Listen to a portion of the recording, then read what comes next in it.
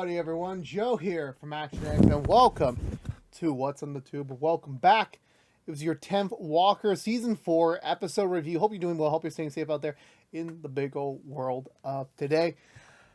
Yeah, again, even though I shouldn't apologize for myself, I am sorry for the delay in the review once again. If you're coming from the week to week, remember I was away on vacation. I very much enjoyed it. It was very much of a refreshing, most of the time, vacation away from home. But I was homesick. I was thankfully not spoiled at all for Walker. Thankfully, my Twitter feed was mostly conglomerate with a bunch of gaming stuff during the weekend, which was interesting to see. And I was able to go into this episode as very much little spoiler free as possible. And now coming here, having now seen this episode, we're drawing ever so closely to the end, I will say I did enjoy it. I will say there were some touching moments there. Some moments I felt a little bit rushed, but at the end of the day, I think the writers only had, probably by this point, the limited knowledge that they were not going to come back for season 5. So I'm pretty sure they did all they could to kind of start to not only begin to wrap up the season storyline, but also begin the preparation to also wrap up the general series storyline so far. And again, I can't fault them as not, again, I'd rather them try to end everything off very nicely instead of leaving things more open-ended. I think that's the worst type of ending to have. Not because of the quality, I just mean like when you're teased for more, you never get to come back. So I will at least give them credit where credit is due. But I did still very enjoy this episode. I really did. I think it was a little bit well worth the wait coming back when I returned from vacation. I was supposed to have this video out like a day earlier, but the problem was that not to make a long story short, I had a lot of flight delays. I think I want to say I had about maybe 7 planned flights to get back home, and it took over 25 hours to come back home. Even though I live in the East Coast, as some of you know, I went out back to the West Coast, and even though that should take like a 6-hour trip, and overall, yeah, those extra 21 hours were kind of brutal on me. They were really brutal. But thankfully, it's over now. I'm back in the safety of my own home. I managed to rest. I almost immediately turned on the camera as soon as I finished the episode. I'm like, no, I am super freaking tired. I need to sleep. I need to get some rest. And I did. So I feel a little more energized. Still had a long day of work. But with that all being said, let's go for the Butcher recap and talk about this week's episode of Walker. So we begin sort of kind of where we left off. Where Stella's driving through the roads of Texas, the backlog, and she's just kind of having like a memories flashback, kind of like just a clip show of like everything that's happened in this particular storyline since the very end of season 3, and just how much she's been going through, how much shit she's been dealing with, how much repression she had to like kind of deal with to kind of solve this problem on her own. And she's driving towards, we presume, the house that Hoyt grew up in, where is presumably the resting place for the necklace currently. She did, however, did not leave things well enough alone, as apparently back home, everyone's laying into August for, okay, well, Stella's not here. We can't blame her right now. We can't yell into her, but we'll definitely yell into you, because you're here, and August is definitely trying to apologize to them. Like, I'm sorry, like, we were trying to, like, kind of get all the information, kind of figure everything out on our end before we tell anyone else. And obviously, Liam kind of acting like the dad. Like, it's kind of sort of weird. Like, again, I understand, like, the circumstances of what the show is that, yeah, technically, his own mom and dad ain't here to, like, kind of lay it out on him. It's, like, his uncle and his dad's girlfriend, who's also kind of like their aunt. So I'm like, yeah, this is kind of like the weirdest, like, parental argument in the world right now. And, yeah, but, credit where credit is due. Liam has been kind of, like, acting more like their dad this season, similar to season 1. And yeah, they're just apologizing, trying to, like, he's trying to, like, make them understand, like, yeah, well, you got to understand the situation we were in. Like, if we told anyone, she would kill us. However the hell she would know, I don't really 100% wasn't clear about that.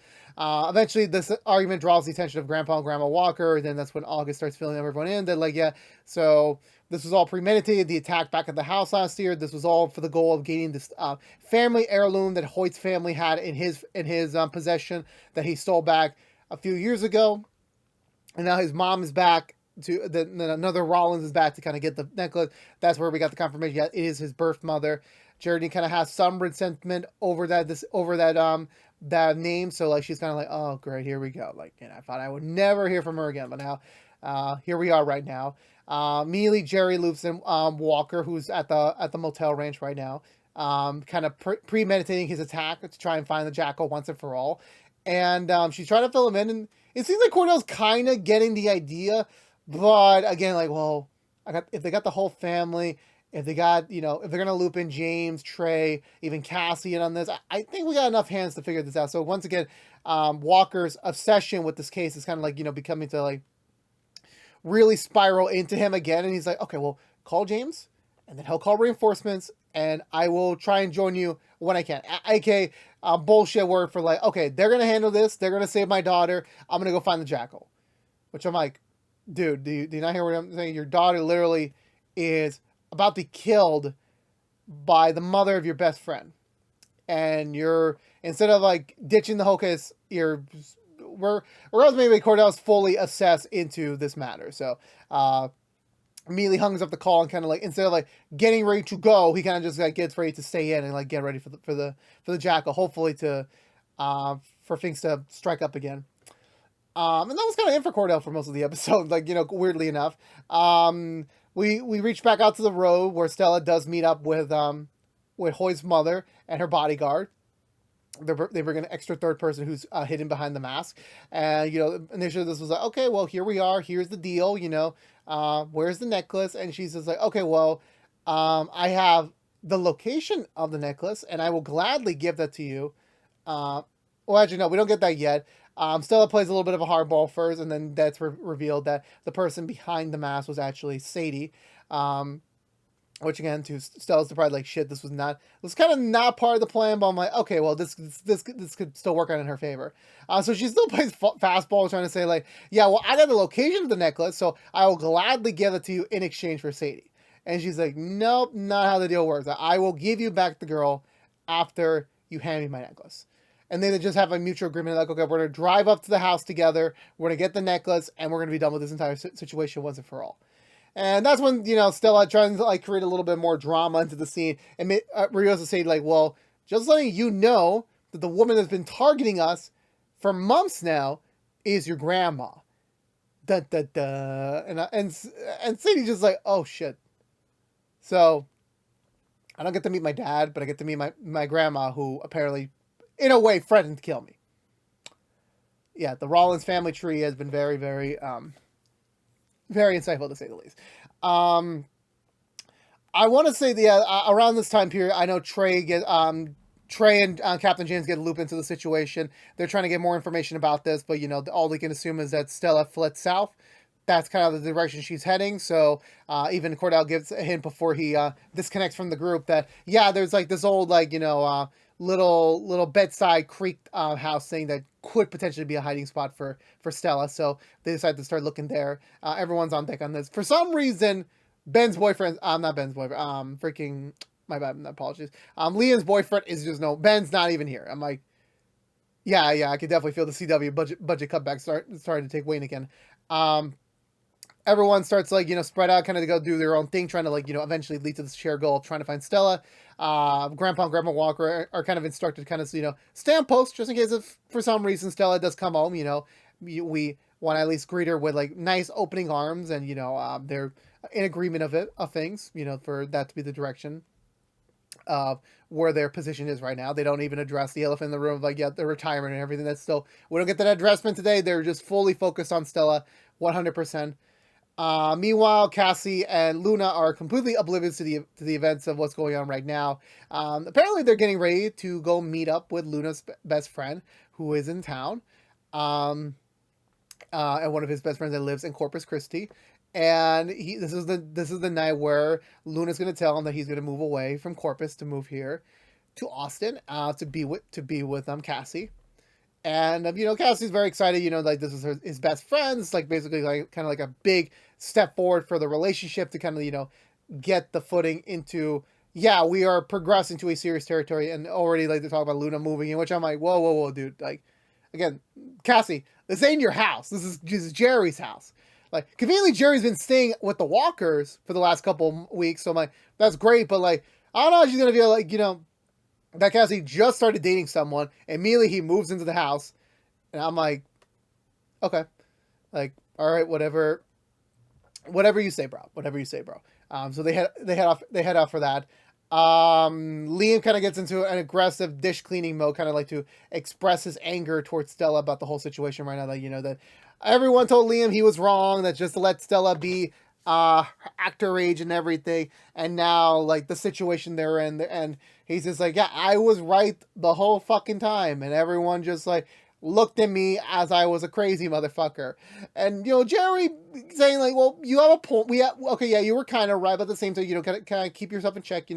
Need to be level headed here. We're in a very precarious situation where like we don't even know if Stella's even been kidnapped. We don't even know what the circumstances of the whole situation is right now at the current moment. So why don't you take that aggression out at a pile of wood and like kind of relieve some tension. And he decides, okay, fine, I'll go do that right now. I will. We get a scene with Grandpa and Grandma Walker where they're discussing just how things are with Hoyt's mother. Apparently, Jerry does have some history with her. Not a big history, but just some decent history. Where again, Hoyt was very much around the Walker Ranch. Basically, he was kind of like the third son of Grandma Walker, and while she's had a amazing time to like not only raise this kid as her own, to kind of like be the mother figure that he needed, she was also very mad at the fact that his real mother was out there and she elected not to really raise him. And she's kind of like, well, now like I basically raised her son for free, and now she's about to kill my granddaughter. Like, what kind of blasphemy is that? So hopefully the Rangers get her first, otherwise I will kill her myself. Which I'm like, damn, like that's just like a bold statement and a half right there. Bold statement. Then we go back on the road. Stella and Sadie have no choice but to sit in with Hoyt's mother and bodyguard. And again, the tensions are a little bit different now that Sadie knows my biological grandma is right here, and she has a gun next to me. So I'm like, and Sadie getting like going off the rails of like just like how the irony of this situation right now, that her first real encounter with a blood family member is trying to kill her. And she just is at the point blank like, yeah, I don't care about family. Like, family holds you back. Like, like that's, I just don't care. So you being my grandma does not change the situation whatsoever.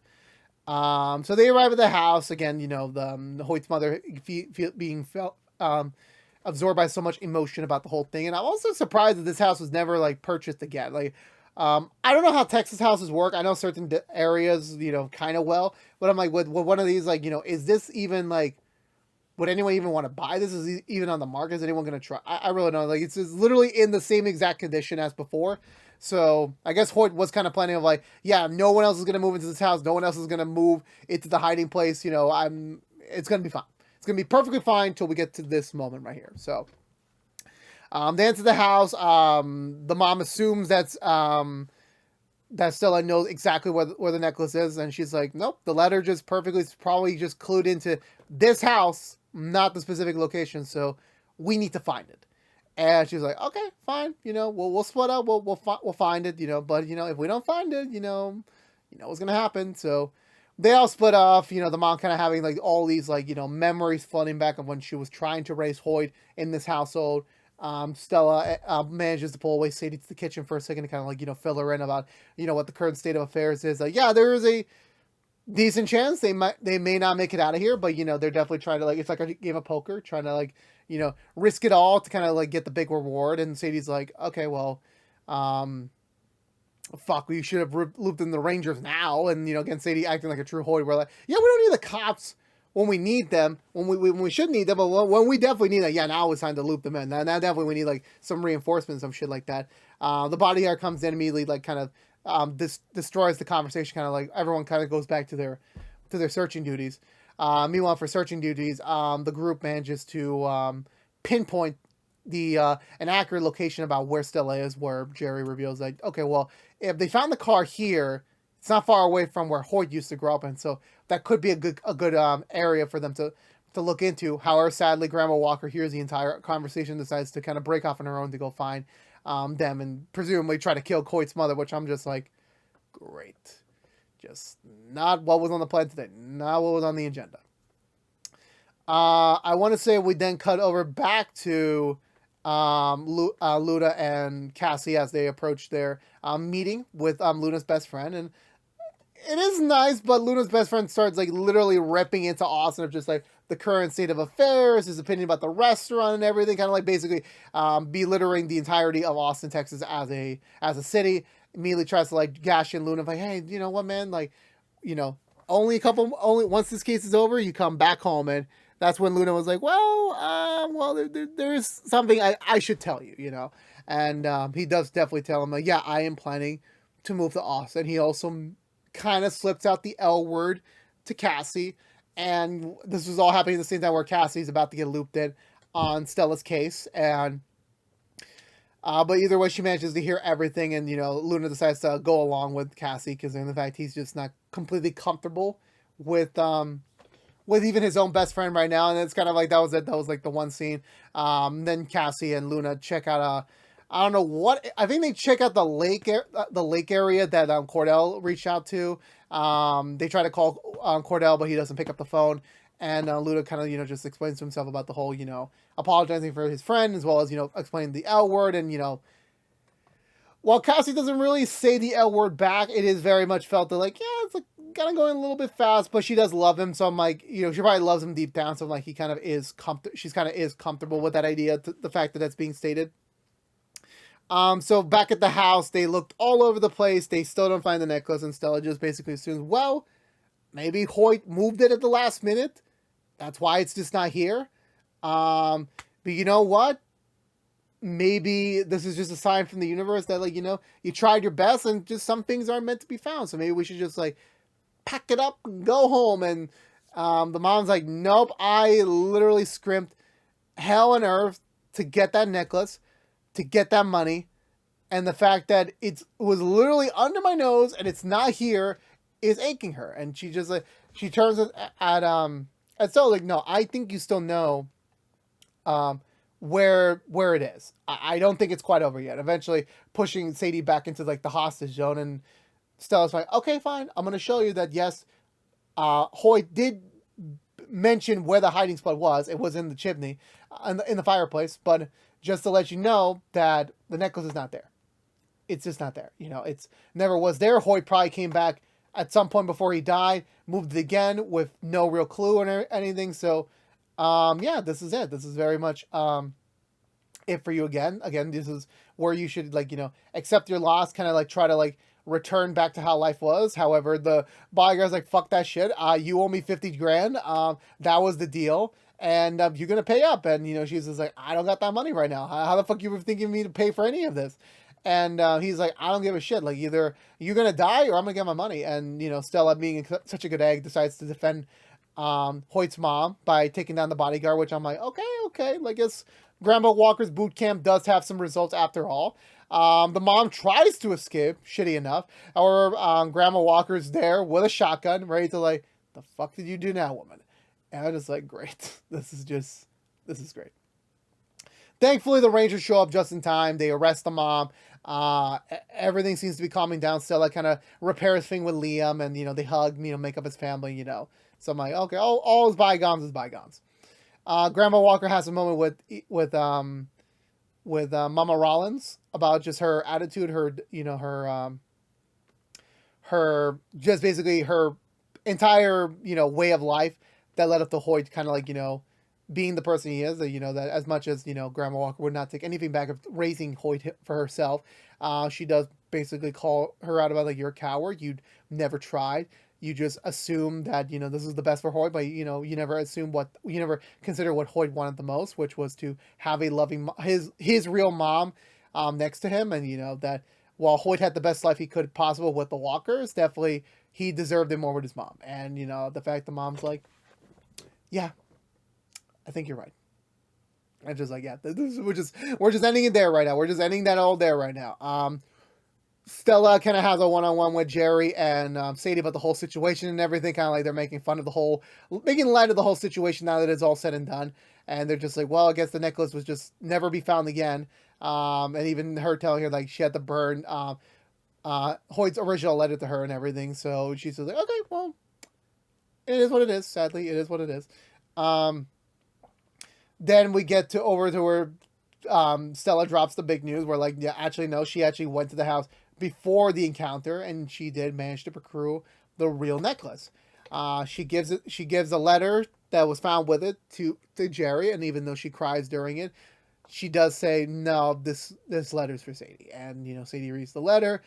Whether or not Hoyt actually knew he had a daughter or not, it's kind of up for speculation. But like the fact that he still wrote that letter in the just in case scenario that he does have a descendant, that like, yeah, that this belongs to you. This is yours now. This was a gift from a family friend, which again I'm assuming it is. Again, timetable wise, I'm not 100% certain. It could have been Abby Walker who originally gifted it, or a member of the Walker family early on. But yeah, no, but no. Eventually, yeah, it is how it is. Where Sadie has it now, and she decides, you know what? Okay, I'm going to try and rectify my dad's mistakes, and I'm going to return this back to the museum where it belongs. And which I'm like, you know what? That is a mature thing to do, Sadie, and I'm pretty sure you will still con someone else out of their money the next time this is all said and done. Luna and Cassie meet back up with Trey and James, even though they really did nothing much in this episode. But they're just kind of like, okay, well, everything's fine. Stella's safe. The mom's arrested. Everything's fine. Everything's going to, be just peachy square. And everyone's just wondering, like, okay, but where's Cordell? Like, this is his daughter here, and he's not present at all for this matter. And they're just wondering, yeah, where the fuck is Cordell? He should be here right now. Then we get this weird wake up scene where Cordell's back in his bed. Like, it's just like, are we going to have a time skip or something? Like, are we just going to jump straight to the end? Like, we're just going to skip over the Jackal stuff. And Cordell goes into the kitchen. He finds both Stella and August kind of making some breakfast, having some fun together. And they're kind of being similar but different a little bit, where they're eventually just bringing it back up reference and just saying like, well, again, they're in the current house right now, and they're just making Josh of everything. And eventually they just say like, yeah, well, Dad and Mom, like, can't beat us in any sort of board game. And obviously Cordell's like, wait, Mom's dead. What the fuck do you mean? And then in reality, apparently, this entire thing was a concoction from, yeah, sadly, Cordell's been captured by the Jackal. How or when did this happen? We don't fucking know. I apologize for my language, but he's tied up to a chair. The guy's making some sort of smoothie with with like some rotten fruit. He makes Cordell eat it, and then he stabs him with an injection, and then Cordell's just immediately back into the to the dream world, where he notices Emily coming downstairs off screen, which again realizes that Cordell is now trapped in a figment of his own imagination, while also having to now realize he is now in the hands of the Jackal. So yeah, they pretty much are fucked. And that was it for this week's episode of Walker, which again I did enjoy. How they wrapped up this storyline, and particularly again, just the way things were formatted. I mean, again, I understand how certain things were. You don't want to like tease the audience too much with who was the woman and everything. So I'm like, but the fact of like, it is still understandable. Like one of the things I mentioned about being rushed was like Abby's, relationship or just kind of opinion right now of, Hoyt's mom. I don't think we quite got a lot of that before, but her being like kind of like Hoyt's mom in secondary fashion, I think kind of still made up for that fact. I would have liked there to be a little bit more of a little bit more build up to that, in my opinion, before Grandma Walker just suddenly went all commando against her. I think that was a little bit too rushed, in my opinion. Again, like fragmenting storylines to kind of wrap things up sometimes can work, sometimes it doesn't. However the hell that would have worked out in this case would have been different. I think the overall way they wrapped up the storyline was, I think, fair. It kind of seemed natural. Just this is how the climax, and in a way, Stella kind of handled things by herself. She didn't really need the Walker family at all. Like, well, at the end, yeah, it was kind of important. Grandma Walker being there to kind of like help like finalize the deal and everything, make sure that Hoyt's mom doesn't get away. So I guess in a way that was kind of useful. But like other than that, it was just pretty like acceptable in my opinion, with just how they managed to wrap all that up. And but the moment where like Sadie gets the necklace, and that was kind of like the only correspondence between Hoyt and Sadie was kind of sweet to see and hear. And just like I will give shout outs to Liam's actor for like really like selling his performance of like being a very angry dad, even though he's not a dad. Like someday I think he will be a dad, but like not yet, not just quite yet on that front, not quite yet. Um, and then overall speaking, like just with Luna and Cassie, which is that whole thing, again, kind of like they were trying to fill in a little flop time. And again, it was important for them, to kind of really cement this relationship. This isn't just like a one off. This isn't like just a random fling, that's just for the season. Now they do have genuine feelings for each other, and this was one of their just many challenges, just like testing the durability of their relationship. Even still very early on into things. But now that that's all said and done, now it's all full steam ahead on the Jackal. How will they format it? How will they get it out? I really don't know. Like, it's still fair game. Again, like with Walker ending as a show, anything could happen. So I'm very much, excited to see how they're going to wrap this entire storyline up, how they're going to wrap up the whole series up. It's just 3 more episodes, 3 more hours of this TV show, and then we're calling it a close. So I'm excited, but also dreadful, just because I don't know how they're going to handle it all, as well as the same time how they're going to wrap it all up. So I'm just excited to see about that. But for now, for this episode, I'm going to give this episode 1.5 thumbs up. I still enjoyed it a lot. It could have been a little bit quite more better. But I believe that's going to do it for me today, everyone. So if you're unaware, this has been What's to Do from ActionX, reviewing every episode in the 4th season of Walker. If you want to know what we're doing normally, What's to Do beside our Walker episode reviews, right now we are currently doing nothing else. We are just doing Walker for the remaining of the run. There will be some stuff announced as we get closer to the end. But just to kind of like give you a little PSA, later this week you'll get the another Walker episode review for episode 11, and then we'll be kind of like wrapping it to a close the next couple weeks as we wrap up the remaining episode reviews. And then at some point in early July, you will get the season 4 review, non-spoilers, for anyone still yet to watch the season, which will be available on Max by the time that posts, or at least will be on Max. It will probably still be biddable on the CW app and .com. So there will be options there. But we are wrapping to a close. There's only 4 more weeks of current Walker content yet, and I'm still very sad about it. But at the end of the day, it is the business of what it is, and we're gonna keep moving forward until we get closer to that ending, which still it's a little bit far away, but at the same time, 2 weeks from now, 3 weeks from now, we'll be here before you know it. But again, thank you so much for watching. Please subscribe if you haven't yet. Like, favorite, share if you want to. Ring that bell and follow us on social media. But until we see each other again, thank you so much for watching. Please stay safe out there. Be good to each other. And as always, peace out.